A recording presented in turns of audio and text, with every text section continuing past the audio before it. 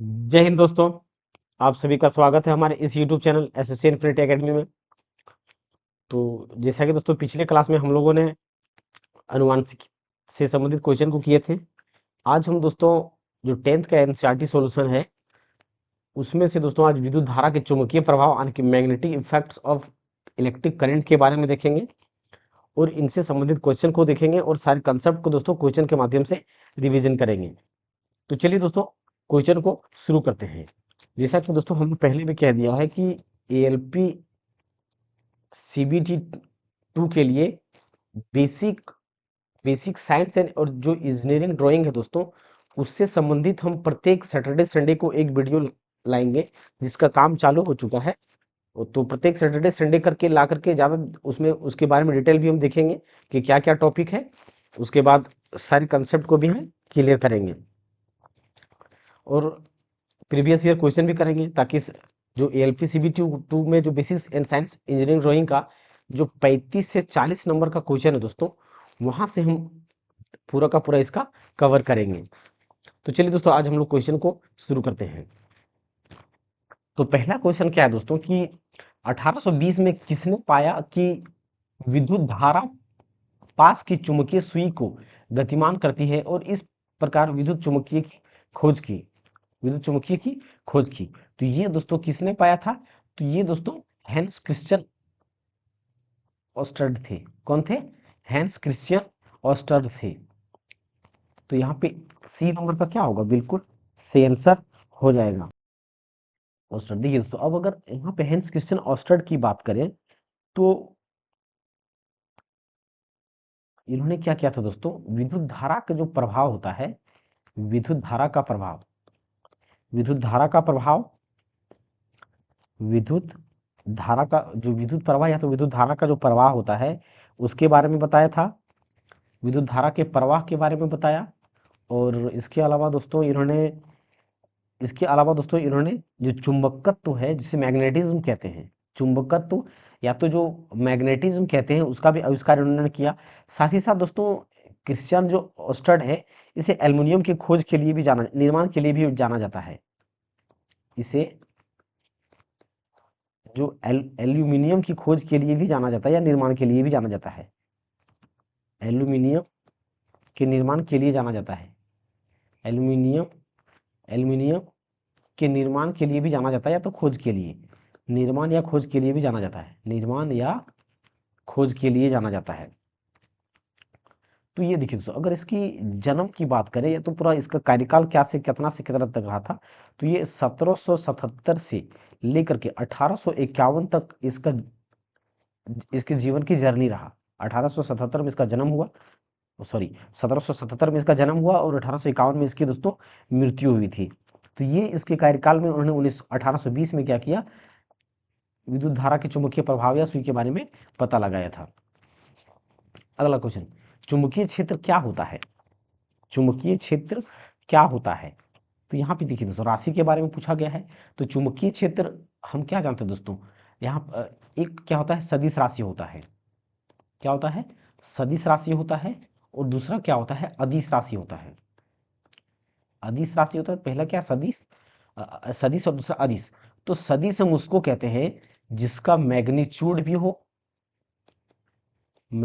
भी हो और साथ ही साथ उसमें दिशा या तो डायरेक्शन भी हो। मैग्नीट्यूड यानी कि परिमाण हो, डायरेक्शन और मैग्नीट्यूड दोनों हो, वो क्या कहलाता है? सदिश कहलाता है। और जिसमें सिर्फ मैग्नीट्यूड हो तो वो क्या कहलाता है? अदिश राशि कहलाता है। क्या कहलाता है? अदिश राशि कहलाता है। तो जो अदिश राशि की यहाँ पे दोस्तों क्या पूछा गया है? चुंबकीय क्षेत्र क्या होता है? तो चुंबकीय क्षेत्र देखिए दोस्तों ये हमारा क्या है? जैसे कि यहाँ पे हमने मान लिया कि ये एक मैग्नेट है। ये क्या है? छड़ चुंबक है। तो छड़ चुंबक में दोस्तों हमारा क्या होता है? दो ध्रुव होता है, एक नॉर्थ पोल होता है, एक साउथ पोल होता है। तो जो नॉर्थ पोल और साउथ पोल होता है इसमें से बहुत सारे क्या निकलते हैं? मैग्नेटिक फील्ड निकलते हैं, यानी कि जो चुंबकीय तरंगदैर्घ्य, बहुत सारे मैग्नेटिक फील्ड लाइंस निकलते हैं। बहुत सारे क्या निकलते हैं? मैग्नेटिक फील्ड लाइन से निकलते हैं, तो ये नॉर्थ से निकलता है और साउथ में जाके इंटर करता है। क्या होता है? नॉर्थ से निकलता है और साउथ में जाके इंटर करता है, यानी कि नॉर्थ पोल से, कहने का मतलब दोस्तों कि नॉर्थ पोल से निकलता है और ये साउथ पोल में इंटर करता है। ये तो चुंबकीय हो गया। लेकिन अगर अंदर की बात करें, अंदर में साउथ से नॉर्थ की ओर डायरेक्शन में होता है। इसका क्या होता है? नॉर्थ की ओर डायरेक्शन है। इसका मतलब क्या हुआ कि इसका डायरेक्शन क्या है? फिक्स है। बाहर की ओर नॉर्थ से साउथ डायरेक्शन है और अंदर में साउथ से नॉर्थ की ओर डायरेक्शन है, यानी कि इसका डायरेक्शन क्या है दोस्तों? निश्चित है। डायरेक्शन जिसका निश्चित हो और मैग्नेटिक फील्ड है, तो कुछ ना कुछ तो इसका मैग्नेटिक फील्ड का मैग्नीट्यूड होगा। तो यहाँ पे इसका मतलब दोस्तों, जो चुंबकीय क्षेत्र होता है इसमें क्या होगा? एक डायरेक्शन भी है और मैग्नीट्यूड भी है। डायरेक्शन और मैग्नीट्यूड दोनों है। तो इस प्रकार से ये क्या हो जाएगा? एक सदिश राशि हो जाएगा। क्या हो जाएगा? सदिश राशि हो जाएगा, क्योंकि ये एक निश्चित डायरेक्शन को भी रखता है। अब सदिश राशि के अंतर्गत दोस्तों और कौन कौन आ सकता है? तो सबसे पहले दोस्तों यहाँ पे विस्थापन आ सकता है, जिसे हम डिस्प्लेसमेंट कहते हैं। विस्थापन हो गया। फिर विस्थापन बट्टा समय क्या होता है? वेग होता है। फिर वेग बट्टा समय हमारा क्या होता है?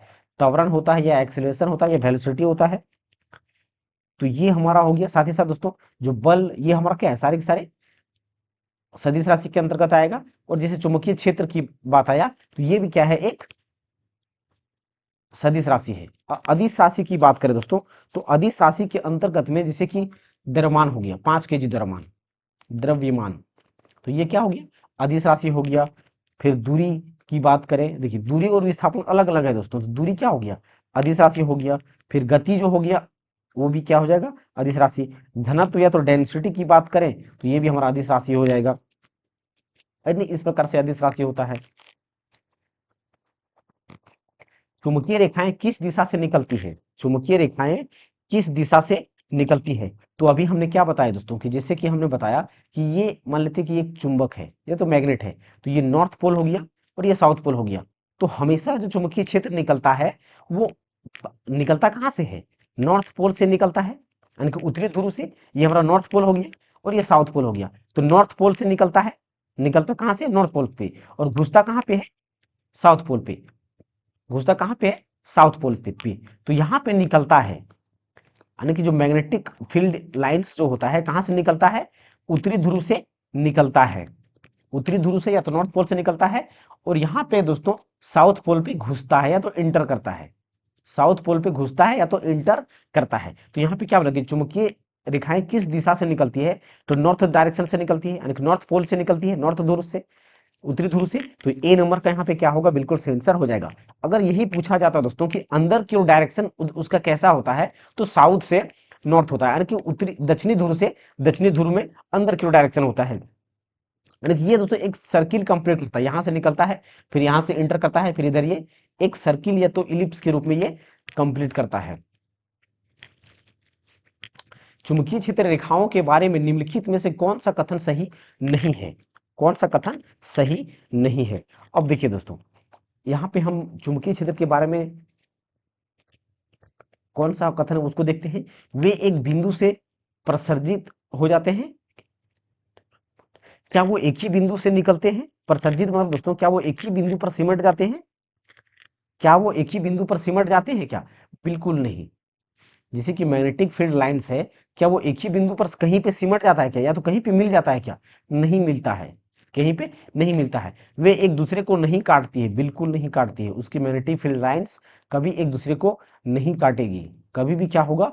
नहीं काटेगी, वो कभी भी नहीं काटेगी। और ये एक दूसरे का क्या होगा? पैरेलल होगा। ये क्या होगा दोस्तों? एक दूसरे का पैरेलल होगा। ये लाइनें एक दूसरे का क्या होगा? पैरेलल होगा, यानी कि ये दूसरे को काटेगा, कहीं क्या नहीं काटेगा। दो ध्रुवों के बीच क्षेत्र रेखाएं छोरों पर सटीक सरल रेखाएं नहीं हो सकती। देखिए यहाँ पे क्या यहाँ से निकल रहा है, तो क्या ये सरल रेखाएं हैं क्या? सरल रेखाएं कहने का मतलब दोस्तों क्या ये सीधी रेखाएं हैं क्या? जो सीधी रेखाएं होता है उसे सरल रेखाएं कहते हैं। तो यहाँ पे सरल रेखा है क्या? नहीं है। क्या यहाँ पे सरल रेखा है क्या? नहीं है।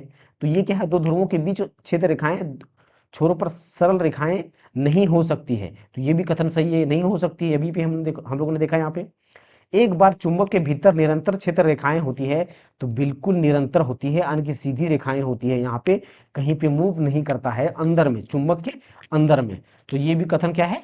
सही है। तो यहाँ पे गलत कथन कौन सा हो गया दोस्तों? ए नंबर का गलत कथन हो गया। तो जो गलत कथन होगा वही क्या होगा? सही आंसर हो जाएगा। सही आंसर क्या होगा? हो जाएगा। अगला क्वेश्चन दोस्तों, दक्षिण हस्त अंगुष्ठ नियम के अनुसार डैश धारा की दिशा को दर्शाता है। According to right thumb rule, दक्षिण हस्त मतलब दोस्तों राइट हैंड थंब रूल। जो राइट हैंड थंब रूल है वो किसकी दिशा को दर्शाता है? जैसे कि देखिए दोस्तों, ये हमारा क्या है? एक वायर है। करंट कैरिंग कंडक्टर क्या है? एक वायर है। क्या है? वायर है। और हम दाएं हाथ का रूल के अनुसार चल रहे हैं। क्या है? दाएं हाथ के अनुसार चल रहे हैं। तो ये इधर क्या है दोस्तों? करंट इधर पास हो रहा है। क्या हो रहा है? करंट इधर क्या है? करंट इधर से इधर पास हो रहा है। तो करंट जिधर से पास होता है दोस्तों, उधर हम अंगूठा रखते हैं। थंब को क्या रखते हैं? उस डायरेक्शन में रखते हैं। यानी कि अंगूठे को क्या करेंगे? हम यहाँ पे रखेंगे और चार उंगलियां जो हमारा होगा इस प्रकार से मुड़ जाएगा।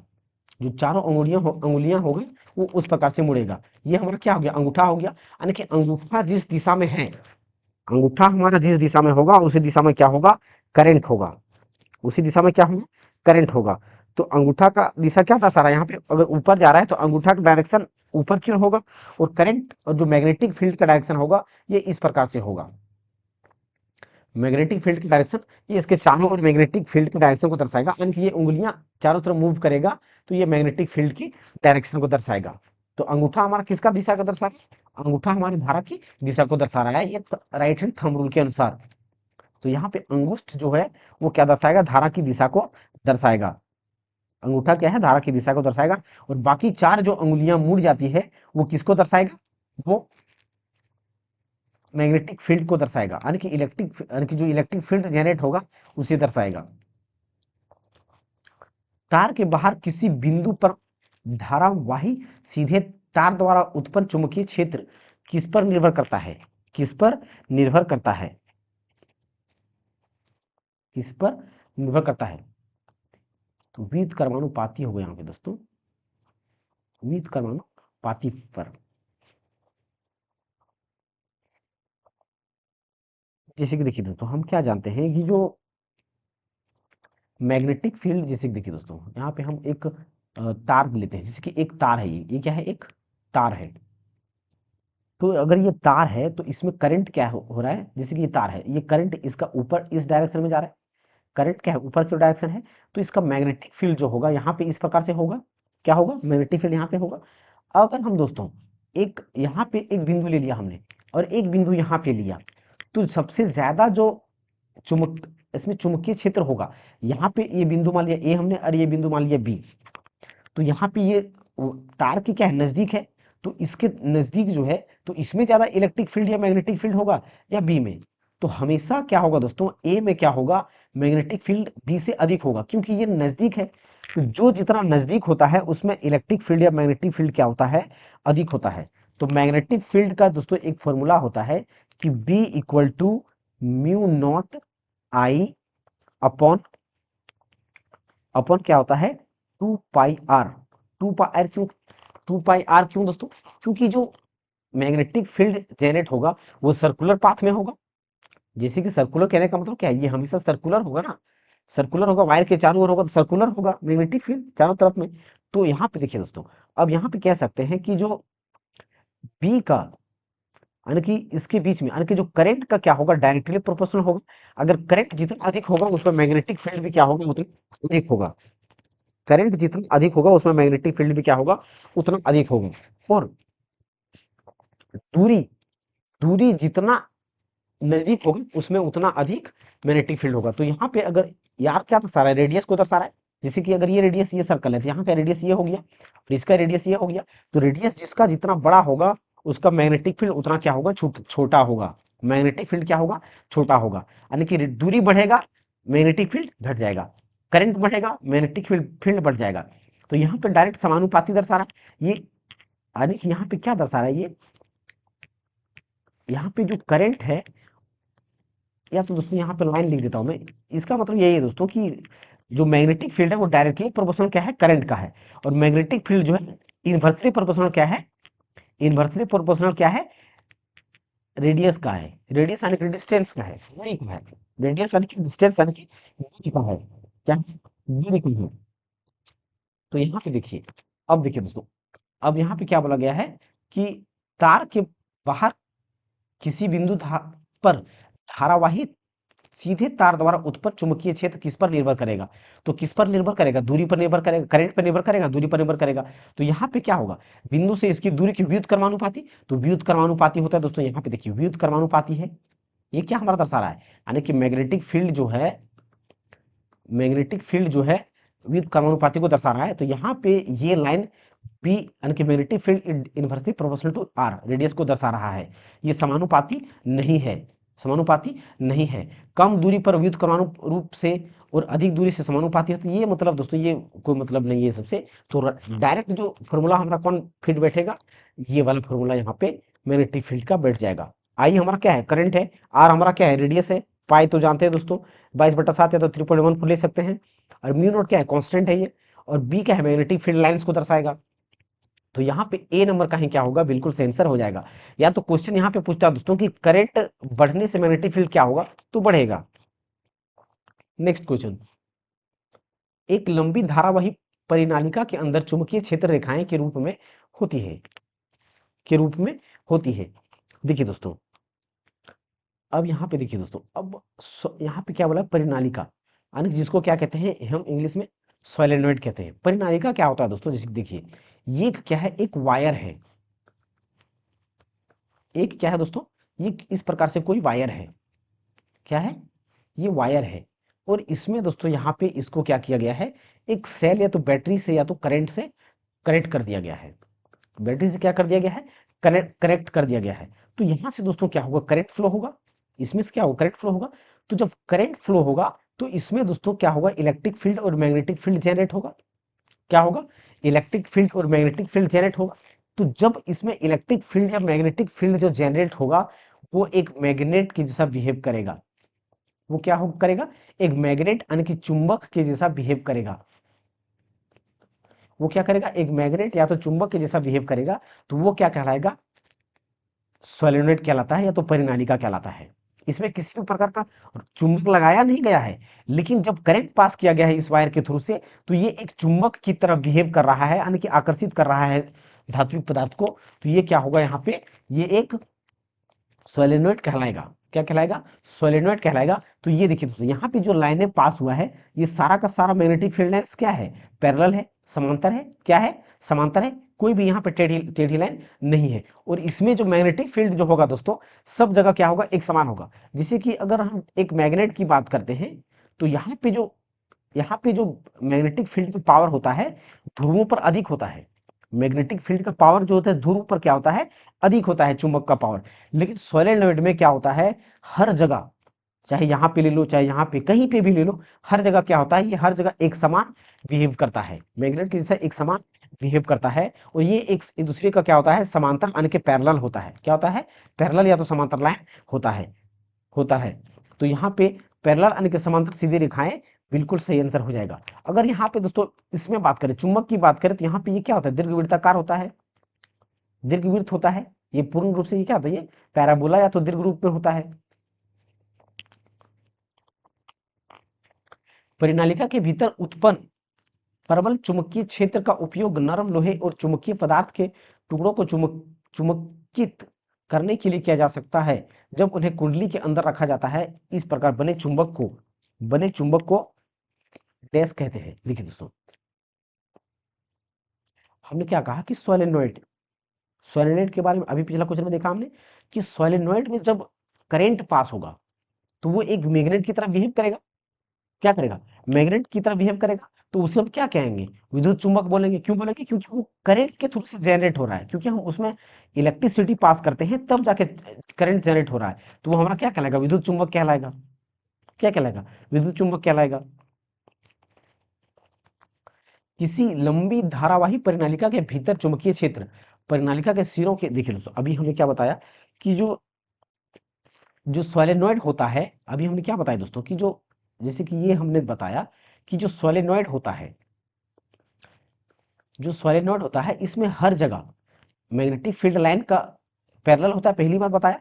और दूसरी बात कि हर जगह इसमें हर एक बिंदु पर अगर बात करें, इसमें अगर हम हर एक बिंदु पर बात करें तो हर एक बिंदु पर इसमें क्या होगा, समान मैग्नेटिक फील्ड होगा। क्या होगा, इसमें चुंबकीय क्षेत्र जो होगा या मैग्नेटिक फील्ड जो होगा वो हर जगह क्या होगा, समान होगा। अंदर में क्या होगा, समान होगा। लेकिन जैसे हम दूर जितना जाएंगे उसका मैग्नेटिक फील्ड घटता जाएगा। यहाँ पे सबसे अधिक होगा दूरी के मामले में, यहाँ पे अधिक होगा, फिर यहाँ पे कम हो जाएगा, फिर कम हो जाएगा। जितना दूर जाएगा मैग्नेटिक फील्ड घटता जाएगा। लेकिन इसके अंदर सोलेनोइड या परिनालिका के अंदर में हर एक बिंदु पर जो होगा वो एक समान होगा। मैग्नेटिक फील्ड क्या होगा, एक समान होगा। क्या होगा दोस्तों, एक समान होगा। अब क्या बोला गया है कि किसी लंबी धारावी परिनालिका के भीतर चुंबकीय क्षेत्र यानी कि भीतर में क्या होगा, एक समान होगा। तो परिनालिका के सिरों की ओर जाने पर घटता है, बिल्कुल नहीं। परिनालिका के सिरों की ओर जाने पर बढ़ता है, बिल्कुल नहीं। ये सिरों की ओर बढ़ता है, ये जो चुंबक होता है उसमें होता है। परिनालिका के अक्ष के अनुदिश शून्य होता है, बिल्कुल नहीं। परिनालिका के भीतर सभी बिंदुओं पर एक समान होता है। क्या होता है, एक समान होता है। तो यहाँ पे डी नंबर का क्या होगा दोस्तों, बिल्कुल सही आंसर हो जाएगा। बिल्कुल क्या होगा, सही आंसर हो जाएगा। अब देखिए दोस्तों एक चीज और यहाँ पे दोस्तों, जो मैग्नेटिक फील्ड लाइंस होगा वो डिपेंड किस पर करेगा, तो यहाँ पे दोस्तों म्यू नॉट एन आई पर डिपेंड करेगा। यानी कि बी जो होगा, magnetic field lines directly proportional to number of N, क्या दर्शाएगा, नंबर ऑफ कॉइल्स या तो turns. Number of coils, number of coils या तो टर्न्स।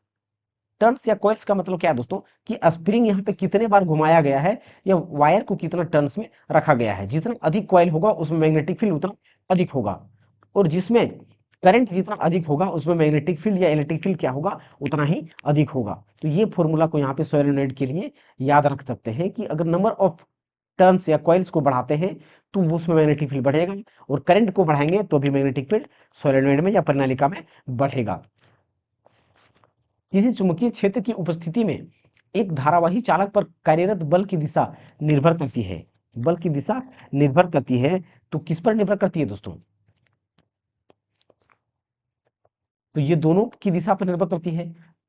चुंबकीय क्षेत्र की उपस्थिति में एक धारावाही चालक पर कार्यरत बल की दिशा निर्भर करती है। तो दोनों दोस्तों, वो चुंबकीय क्षेत्र और धारा दोनों की दिशा पर निर्भर करता है।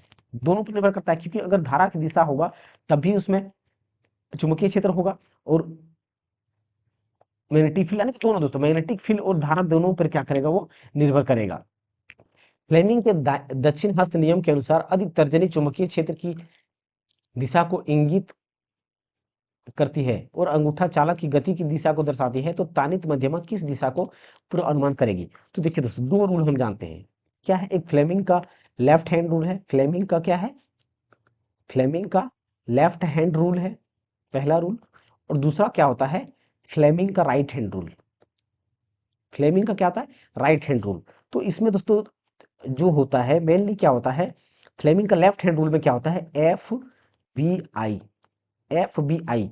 तो एफ हमारा क्या दर्शाता है, एफ हमारा क्या है, फोर्स यानी कि बल की दिशा को दर्शाएगा। पी हमारा क्या दर्शाएगा, मैग्नेटिक फील्ड की दिशा को दर्शाएगा।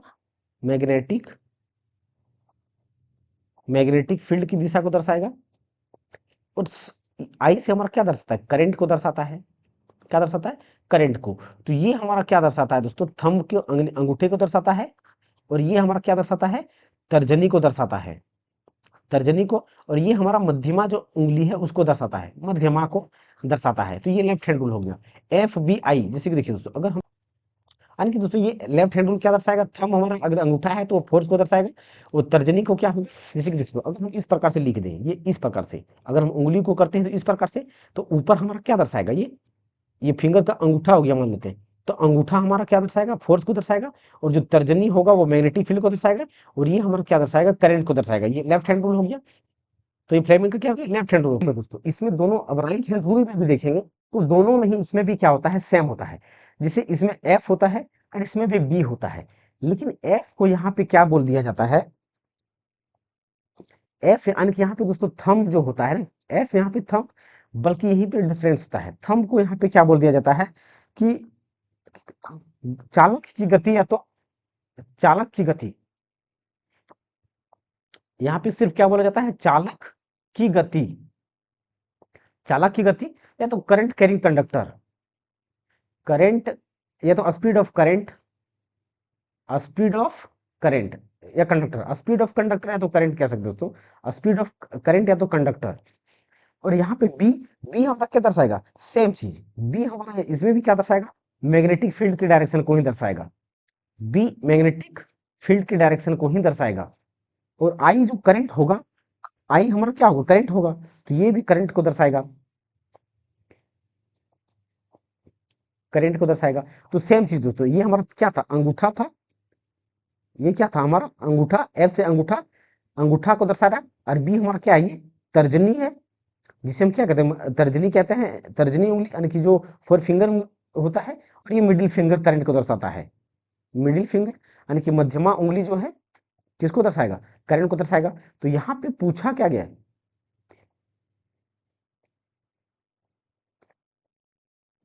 मध्यमा, मध्यमा, तो यहाँ पे क्या क्या पूछा गया है कि तर्जनी हमारे चुंबकीय क्षेत्र को दर्शाता है, बिल्कुल सही। और अंगूठा के चालक की गति को दर्शा रहा है, यानी कि चालक की गति को दर्शा रहा है। तो तनित मध्यमा, तो तनित मध्यमा में किसको दर्शाएगा, करंट को दिखाएगा, किसको दर्शाएगा, करंट को यानी कि करंट को दर्शाएगा, किसको दर्शाएगा, करंट को दर्शाएगा, यानी कि इंड्यूस्ड करंट, करंट दर्शाएगा दोस्तों, लेकिन इंड्यूस्ड करंट को, तो यहाँ पे लिख लीजिएगा इंड्यूस्ड करंट, यानी कि जो करंट जनरेट होगा वो दर्शाएगा। तो इंड्यूस्ड करंट यानी कि सी नंबर का यहाँ पे क्या होगा, बिल्कुल सेंसर हो जाएगा। तो यहाँ पे धारा नहीं मारना है दोस्तों, प्रेरित धारा मारना है, इंड्यूस्ड करंट। निम्न में से कौन सा उपकरण अपनी कार्यप्रणाली में विद्युत धारा के चुंबकीय प्रभाव के सिद्धांत का प्रयोग नहीं करता है, विद्युत धारा के चुंबकीय प्रभाव के सिद्धांत को कार्य, सिद्धांत पर कार्य नहीं करता है। देखिए दोस्तों, विद्युत धारा के चुंबकीय प्रभाव, विद्युत धारा के चुंबकीय प्रभाव, विद्युत धारा के चुंबकीय प्रभाव यानी कि मैग्नेट के अनुसार उसमें काम करेगा। तो देखिए दोस्तों, मोटर में हमारा मैग्नेट लगा होता है, जनरेटर में भी हमारा मैग्नेट के अनुसार काम करता है। विद्युत हीटर की बात करें तो इसमें भी मैग्नेटिक फील्ड से काम करता है, तो सॉरी सॉरी, विद्युत हीटर में दोस्तों मैग्नेटिक फील्ड नहीं होगा, क्योंकि हीटर जो हमारा क्या है, इसमें हीट करने के लिए इस्तेमाल किया जाता है। हीटर में क्या हम इसमें, इसमें रोटेटिंग पार्ट नहीं है, जहां पे दोस्तों रोटेटिंग पार्ट साफ्ट या तो फिर रोटेटिंग पार्ट होगा, उसमें हमारा विद्युत यानी कि मैग्नेटिक फील्ड का जरूरत पड़ सकता है। लेकिन जहां पे हीट करने की बात है, जैसे कि विद्युत हीटर दोस्तों, क्या उसमें कहीं पे मैग्नेट की जरूरत होता है क्या, हमें नहीं होता है, तो ये विद्युत चुंबकीय प्रभाव पर कार्य नहीं करता है। जनरेटर भी हमारा क्या करता है, विद्युत धारा पर काम, यानी काम करता है, चुंबकीय प्रभाव पर काम करता है, जनरेटर भी काम करता है, विद्युत घंटी भी काम करता है। लेकिन हीटर जो है हमारा विद्युत धारक चुंबकीय प्रभाव पर कार्य नहीं करता है, बल्कि हीटिंग इफेक्ट ऑफ करंट पर कार्य करता है। विद्युत हीटर किस पर काम करता है, heating effect of current, heating effect of current पर कार्य करता है, हीटिंग इफेक्ट ऑफ करंट पर कार्य करता है, ना कि विद्युत धारा के चुंबकीय प्रभाव पर, यानी कि मैग्नेटिक इफेक्ट ऑफ करंट के कारण। तो यहाँ पे सी नंबर का क्या होगा, सही आंसर हो जाएगा। नेक्स्ट क्वेश्चन दोस्तों, जैसा कि चित्र में दिखाया गया है, एक इलेक्ट्रॉन चुंबकीय क्षेत्र में समकोण पर प्रवेश करता है, तो इलेक्ट्रॉन पर लगने वाले बल की दिशा क्या है, इलेक्ट्रॉन पर लगने वाले बल की दिशा क्या है, बल की दिशा क्या है। देखिए दोस्तों, हम क्या जानते हैं, इलेक्ट्रॉन जिसके इलेक्ट्रॉन किधर जा रहा है, नीचे क्यों जा रहा है, तो हम क्या जानते हैं कि जब भी, जैसे कि एक ये क्या है, सर्किट है, ये क्या है, एक सर्किट है, यहाँ पे कोई बल्ब या तो रेजिस्टेंस लगा हुआ है, और यहाँ पे बैटरी जोड़ दिया हमने। तो अगर इलेक्ट्रॉन इधर से फ्लो हो रहा है, इलेक्ट्रॉन अगर इस डायरेक्शन में जा रहा है, तो करंट हमेशा क्या होगा, इसके विपरीत डायरेक्शन में होगा, यानी कि इलेक्ट्रॉन के विपरीत में क्या होता है, करंट होता है, करंट फ्लो करता है। क्या करता है, इलेक्ट्रॉन के विपरीत दिशा में, विपरीत क्या करेगा, करंट फ्लो करेगा। विपरीत दिशा में क्या होगा, विपरीत डायरेक्शन या तो विपरीत दिशा में क्या करेगा, करंट को फ्लो करेगा, करंट को क्या करेगा, फ्लो करेगा। तो यहाँ पे क्या बोला गया है कि इलेक्ट्रॉन पर लगने वाले बल की दिशा क्या है, इलेक्ट्रॉन पर लगने वाले बल की दिशा क्या है। तो एक इलेक्ट्रॉन चुंबकीय क्षेत्र में समकोण पर प्रवेश करता है, समकोण पर, तो ये मैग्नेटिक फील्ड लाइन्स हो गया दोस्तों, ये क्या है, ये यहाँ पे मैग्नेटिक फील्ड लाइन्स है, और ये क्या है, इलेक्ट्रॉन का डायरेक्शन है, क्या है, इलेक्ट्रॉन का डायरेक्शन है। तो हम यहाँ पे क्या जानते हैं कि जो फ्लेमिंग का लेफ्ट हैंड रूल होता है, फ्लेमिंग का लेफ्ट हैंड रूल होता है, वो हम क्या जानते हैं कि एफ हमारा क्या दर्शाता है, फोर्स को दर्शाता है, और जो बी है हमारे मैग्नेटिक फील्ड को दर्शाता है, और जो आई है वो क्या दर्शाता है, करंट को दर्शाता है, क्या दर्शाता है, करंट को दर्शाता है, करंट को दर्शाता है। तो अगर ये सब के सब क्या होता है दोस्तों, 90 डिग्री पर होता है, सब के सब क्या होता है, 90 डिग्री पर होता है। तो अगर यहाँ पे देखें दोस्तों, अगर हमारा मैग्नेटिक फील्ड लाइंस इधर है, तो मैग्नेटिक फील्ड लाइंस किसको दर्शाएगा, मैग्नेटिक फील्ड लाइंस की तर्जनी उंगली होगा हमारा, जैसे कि फ्लेमिंग के लेफ्ट हैंड रूल के अनुसार ये हमारा क्या होगा, तर्जनी उंगली होगा, तर्जनी उंगली। तो तर्जनी उंगली अगर इधर है, तो ऊपर डायरेक्शन में हमारा क्या होगा, फोर्स लग रहा होगा, ऊपर हमारा क्या लग रहा होगा, फोर्स लग रहा होगा, ऊपर फोर्स लग रहा होगा। तो इलेक्ट्रॉन की डायरेक्शन अगर इधर है, तो इधर क्या होगा दोस्तों हमारा, यानी कि करंट हमारा इधर होगा। जब इलेक्ट्रॉन की डायरेक्शन इधर है, तो इसका मतलब क्या है, हमने क्या कहा कि जो इलेक्ट्रॉन होता है, इलेक्ट्रॉन के विपरीत दिशा में क्या होता है, हमेशा करंट होता है। तो करंट अगर इलेक्ट्रॉन नीचे जा रहा है, तो करंट किधर होगा, ऊपर डायरेक्शन में हो। तो करंट हमारा कौन दर्शा रहा है, मध्यमा दर्शाता, मध्यमा उंगली दर्शाता है करंट को। तो ये करंट है, ये क्या हो गया, करंट ऊपर हो गया। और तर्जनी उंगली हमारा मैग्नेटिक फील्ड को दर्शा रहा है। इसका मतलब क्या हो गया दोस्तों, जो इलेक्ट्रॉन पे जो बल लग रहा होगा, फोर्स लग रहा होगा, इसका मतलब अंदर लग रहा होगा। जैसे कि देखिए दोस्तों, ये हमारा तर्जनी हो गया, और ये हमारा अ, मध्यमा उंगली हो गया। तो मध्यमा अंदर ऊपर जा रहा है, और ये तर्जनी अंदर जा रहा है। इसका मतलब अंगूठा कहाँ होगा, अंदर क्यों होगा, अंगूठा क्या होगा, अंदर क्यों होगा। तो जब अंदर क्यों होगा, तो इसका मतलब जो इलेक्ट्रॉन पर फोर्स लग रहा है, वो किधर लग रहा होगा, अंदर की ओर लग रहा होगा। किधर लग रहा होगा, अंदर की ओर लग रहा होगा।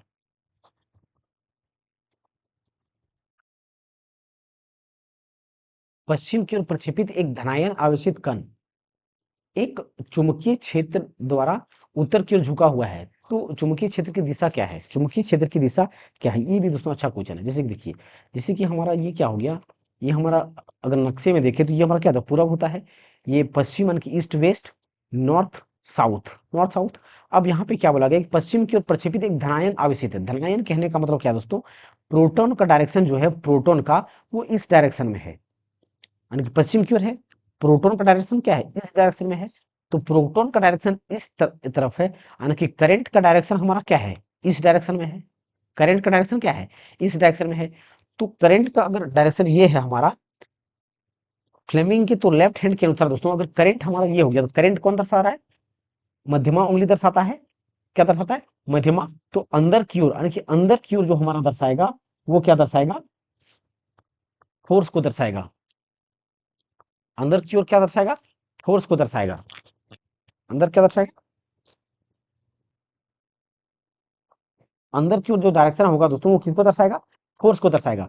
और जो ऊपर की ओर, और ऊपर की ओर जो ऊपर की ओर दर्शाएगा दोस्तों, तो वो हमारा क्या होगा, ऊपर की ओर हमारा फोर्स हो गया, करंट हो गया। अब हमारा क्या बच गया, मैग्नेटिक फील्ड बच गया। तो ऊपर डायरेक्शन में जो हमारा दर्शाएगा, मैग्नेटिक फील्ड को दर्शाएगा। अंदर की ओर क्या दर्शाएगा, फोर्स को, और ऊपर क्या दर्शाएगा, मैग्नेटिक फील्ड को दर्शाएगा। ऊपर की ओर तो चुंबकीय क्षेत्र की दिशा क्या होगा, क्या है, तो यहाँ पे ऊपर की ओर होगा। क्या होगा, ऊपर की ओर होगा। तो यहाँ पे डी नंबर का क्या होगा, सही आंसर हो जाएगा। एमआरआई स्कैन शरीर में अंगों और ऊतकों की विस्तृत छवियों का उत्पादन करता है। तो एमआरआई का पूर्ण रूप क्या है, देखिए दोस्तों, एमआरआई का फुल फॉर्म की बात करें, तो क्या होता है, मैग्नेटिक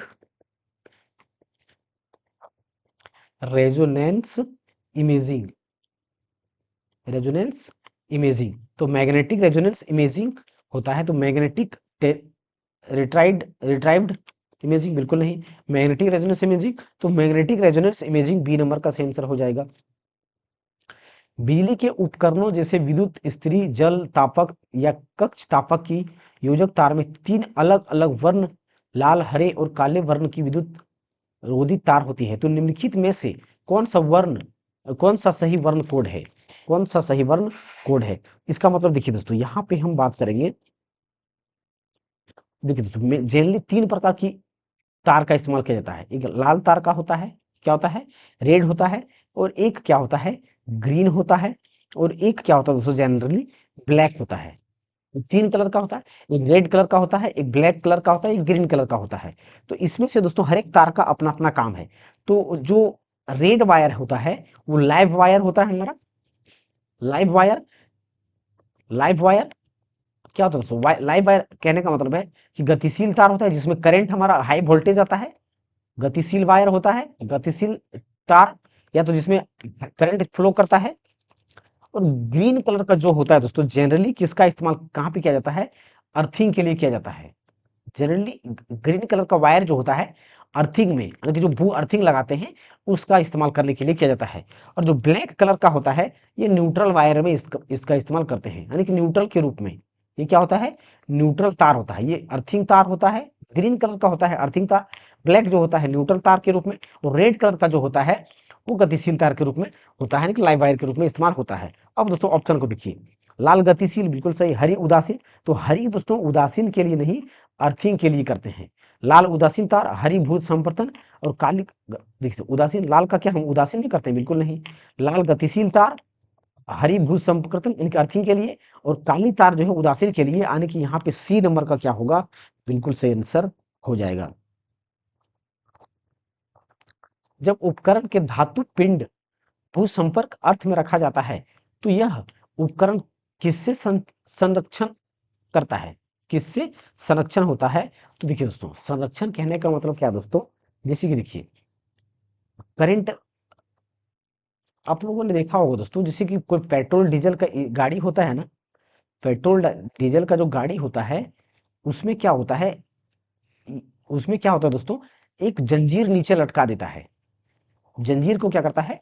लटका देता है, ताकि अगर कोई भी किसी भी प्रकार का लीकेज, अगर करंट का लीकेज हो तो वो अर्थिंग के माध्यम से तुरंत धरती पे चला जाए, यानी कि शॉक, यानी कि जो करंट होगा वो एब्जॉर्ब कर ले। जो करंट लीकेज होगा वो क्या करे, अर्थी हम जो धरती है वो एब्जॉर्ब कर ले, ताकि पेट्रोल को हम क्या करें, गाड़ी को सुरक्षित रख सके। क्या कर सके? सुरक्षित रख सके। तो जो हम अर्थिंग मेन रूप से करते हैं, तो किस लिए करते हैं? ताकि जो लीकेज करंट है उससे बच सके, लीकेज करंट से बच सके। तो भंजन वोल्टता के लिए, ओवर करंट के लिए बिल्कुल नहीं, ओवर करंट के लिए बिल्कुल नहीं, क्षरण धारा यानी कि लीकेज करंट से बचने के लिए, लीकेज करंट से बचने के लिए हम अर्थिंग को करते हैं। जब दो चरण तार या एक चरण तार और उदासीन तार अवरोधन भंग के कारण सीधे संपर्क करते हैं तो परिपथ में एक बहुत बड़ी धारा प्रवाहित होगी। तो इस स्थिति को डैश कहते हैं।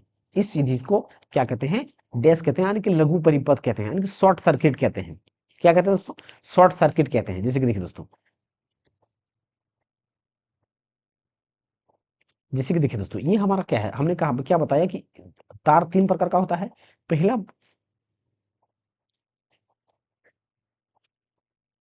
अभी हमने क्या बताया कि दोस्तों तार तीन प्रकार का होता है। एक रेड वायर होता है, क्या होता है? रेड होता है। और एक ग्रीन वायर होता है, और एक ब्लैक वायर होता है। क्या होता है? तीन प्रकार का वायर होता है। तो जो रेड वायर है वो लाइव वायर है, ब्लैक वायर है वो अर्थिंग वाला है, अर्थिंग नहीं दोस्तों, सॉरी, ये न्यूट्रल वायर है। तो अब जैसे कि दोस्तों, अगर ये लाइव वायर और ये जो ब्लैक वायर है, ये दोनों क्या हुआ, संपर्क में आ गया। क्या हो गया? संपर्क में आ गया। तो जैसे संपर्क में आता है तो पूरा सर्किट ब्रेक हो जाता है। यानी कि क्या होता है? तो जिसे, यानी कि एक दूसरे के संपर्क में आना, वही क्या कहलाता है? शॉर्ट सर्किट कहलाता है। तो इस स्थिति को हम क्या कहते हैं? शॉर्ट सर्किट कहते हैं। तो यहाँ पे सी नंबर का क्या होगा? सही आंसर हो जाएगा। विद्युत उपकरण सुरक्षा उपकरण है। सुरक्षा उपकरण, जैसे कि देखिए, तो सुरक्षा उपकरण के रूप में किसे हम जानते हैं? जैसे कि देखिए, ये क्या दोस्तों, मान लेते हैं कि ये हमारा क्या है, पोल है, जहां से हम करंट ला रहे हैं, और ये हमारा घर है। ये क्या है? घर है। या तो दोस्तों यहाँ पे एक सर्किट है, जैसे कि ये हमने क्या किया, ये यहाँ से करंट हमने लाया, करंट लाया, और यहाँ पे हमने क्या किया, एक फ्रिज जोड़ दिया, उसके बाद एक एसी जोड़ दिया हमने, एक फ्रिज जोड़ दिया, एक एसी जोड़ दिया, उसके बाद हमने यहाँ पे दोस्तों पंखा जोड़ दिया, यानी कि कई उपकरण लगा दिया है। क्या किया? कई उपकरण लगा दिया है, और यहाँ से ये कनेक्ट कर दिए, और यहाँ पे बीच में हम क्या किए दोस्तों, एक फ्यूज जोड़ रखते हैं। क्या जोड़ दिए हैं? फ्यूज हमने जोड़ रखा है। जैसे ही हाई वोल्टेज होगा, अगर वोल्टेज जैसे ही हाई वोल्टेज होगा या तो ओवरलोड हो जाएगा, तो ये फ्यूज क्या हो जाएगा, ज्यादा गर्म हो जाएगा। फ्यूज क्या होगा? गर्म हो जाएगा, और ये फ्यूज क्या करेगा, मेल्ट कर जाएगा। क्या होगा? गल जाएगा। जैसे ही वोल्टेज बढ़ जाएगा या तो ओवरलोडिंग हो जाएगा, तो ये मेल्ट हो जाएगा, तो जिसके कारण यहाँ पे सर्किट क्या होगा, ब्रेक हो जाएगा। ये सर्किट क्या होगा, ब्रेक हो जाएगा, और ये सारा उपकरण या तो अंतर जो होगा वो सुरक्षित रहेगा। उपकरण क्या रहेगा, या अंतर जितने भी एसी हो, चाहे फैन हो, चाहे फ्रिज हो, सारा का सारा क्या रहेगा, सुरक्षित रहेगा। तो यहाँ पे फ्यूज से हम बचा सकते हैं। तो फ्यूज को क्या जाना जाता है, सुरक्षा उपकरण के रूप में जानते हैं। फ्यूज को सुरक्षा उपकरण के रूप में जानते हैं। अब देखिए दोस्तों, फ्यूज जो होता है, फ्यूज की अगर हम बात करें विशेषता, तो इसकी क्या विशेषता होता है? सबसे पहली बात दोस्तों, इसका मेल्टिंग पॉइंट जो होगा वो क्या होगा? मेल्टिंग पॉइंट या गलनांक बिंदु क्या होगा? कम होगा। मेल्टिंग पॉइंट क्या होगा? लो होगा या तो कम होगा, पहली बात। दूसरा बात, इसकी जो रेजिस्टेंस होगा वो हाई होगा। रेजिस्टेंस होगा वो क्या होगा? हाई होगा, ताकि दोस्तों ये हीट करे और मेल्ट कर जाए। तो इसका मुख्य कारण, मुख्य ये इसका क्या होता है? मेल्टिंग पॉइंट इसका लो होता है, यानी कि जो गलनांक क्षमता, गलनांक गलनांक बिंदु या तो गलनांक क्षमता कम होता है, यानी कि लो होता है। गलनांक बिंदु या तो गलनांक क्षमता। और रेजिस्टेंस कहने का मतलब प्रतिरोध क्या होता है इसका? हाई होता है। प्रतिरोध क्या होता है? हाई या तो अधिक होता है, हाई या तो उच्च या तो अधिक होता है। अधिक यानी कि उच्च होता है, अधिक यानी कि उच्च होता है। दूरी बढ़ने पर किसी चालक में किसी धारा द्वारा उत्पन्न चुंबकीय क्षेत्र का क्या होता है? तो ये देखिए दोस्तों, हमने पहले बताया है कि जैसे एक वायर है ये, और यहाँ पे ये क्या है? मैग्नेटिक फील्ड है। तो यहाँ पे एक मैग्नेटिक फील्ड ये है, एक मैग्नेटिक फील्ड ये है। तो ये दोस्तों अनंत प्रकार का मैग्नेटिक फील्ड निकलता है। लेकिन ये मैग्नेटिक फील्ड निकलता है, लेकिन इसका पावर क्या होता है? कम होता जाता है। जैसे कि इसका ए इसका मैग्नेटिक फील्ड का दूरी है, ये बी है, ये सी है, ये डी है। तो इसमें दोस्तों जो मैग्नेटिक फील्ड होगा, ए का मैग्नेटिक फील्ड अधिक होगा, फिर बी का होगा, फिर सी का होगा, फिर डी का होगा। यानी कि सबसे अधिक मैग्नेटिक फील्ड किसका होगा? जो वायर के नजदीक होगा, जो वायर के नजदीक होगा उसका मैग्नेटिक फील्ड क्या होगा? अधिक होगा। और जो वायर से जैसे जैसे हम दूर जाएंगे उसका मैग्नेटिक फील्ड क्या होगा? कम होता जाएगा। क्या होगा? कम होता जाएगा। मैग्नेटिक फील्ड क्या होगा? कम होता जाएगा। तो दूरी बढ़ने पर, जैसे कि यहां से हमने पढ़ा, यहाँ पे जैसे कि देखिए ए पर मान लेते हैं कि 5 है, मैग्नेटिक फील्ड कितना है? 5 है। तो अगर इधर गए, आगे हम बढ़े, तो मैग्नेटिक फील्ड कम होता जाएगा, 4 हो गया, फिर 3 हो गया, फिर 2 हो गया। जैसे जैसे हम दूर जा रहे हैं तो मैग्नेटिक फील्ड क्या हो रहा है? हमारा घट रहा है। मैग्नेटिक फील्ड क्या हो रहा है? घट रहा है। तो यहाँ पे क्या होना कि दूरी बढ़ने पर किसी चालक में किसी धारा द्वारा उत्पन्न मैग्नेटिक फील्ड क्या होता है? घटता है। क्या होता है? घटता है। और जैसे जैसे हम दूरी से नजदीक जाएंगे तो बढ़ेगा। क्या होगा? बढ़ेगा। तो यहाँ पे ए नंबर का क्या होगा? बिल्कुल से आंसर हो जाएगा। और यहाँ पे दोस्तों ये भी टॉपिक हमारा क्या होता है? कंप्लीट होता है। तो आई होप दोस्तों आप सभी को ये वीडियो अच्छा लगा होगा और हेल्पफुल मिला होगा। और जैसा कि दोस्तों ये हमारा एक एक मैग्नेटिक टॉपिक था, और एक ना एक टॉपिक दोस्तों और बचा हुआ है। उसके बाद 10th का दोस्तों एनसीईआरटी जितने भी सॉल्यूशन होगा वो खत्म हो जाएगा। उसके बाद 2-3 दिन में दोस्तों, 5 से 6 दिन लगेगा, एएलपी का सारा सॉल्यूशन करवा देंगे 2024 का जो पूछा गया है। उसके बाद हम बेसिक साइंस इंजीनियरिंग का दोस्तों एक एक टॉपिक हम डेली लेके चल रहे हैं, उसको लेके चलेंगे। प्रत्येक संडे या सैटरडे संडे को लेके जाएंगे, चलेंगे। तो यही तक दोस्तों। अगर हाँ दोस्तों, अगर आपको हमारा चैनल वीडियो अच्छा लग रहा है तो हमारे चैनल को सब्सक्राइब करें अगर पहली बार आए तो, और दोस्तों के साथ दोस्तों शेयर अवश्य करें। थैंक यू दोस्तों। जय हिंद दोस्तों, मिलते हैं अगली क्लास में। और हाँ दोस्तों, अगर इसका पीडीएफ डाउनलोड करना चाहते हैं तो मैं डिस्क्रिप्शन में लिंक डाल दूंगा, या तो यहाँ से आप स्कैन करके पीडीएफ डाउनलोड कर सकते हैं टेलीग्राम ज्वाइन करके। थैंक यू दोस्तों। जय हिंद दोस्तों।